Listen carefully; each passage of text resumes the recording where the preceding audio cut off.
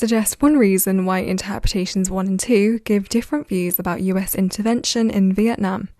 You may use sources B and C to help explain your answer. 4 marks. Here's the mark scheme for this question, which you can find out about in more detail in our overview video.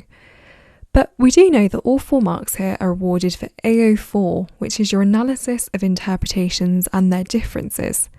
So in the previous question, we decided what that difference was, but now we need to try and account for it or explain why there is a difference in the first place. Now, in order to score in the top band, you need to show that your explanation is analytical and developed.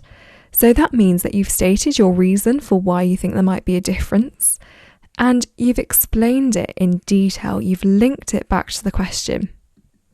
You might even bring in a little bit of detail from your own knowledge. You don't have to, but if it supports what you're saying, that's quite a good way of explaining your answer.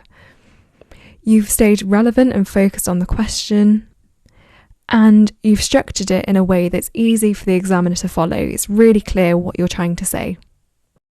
As long as the reasoning is related to the question and correct, the examiner will accept it. But let's take a look at one example.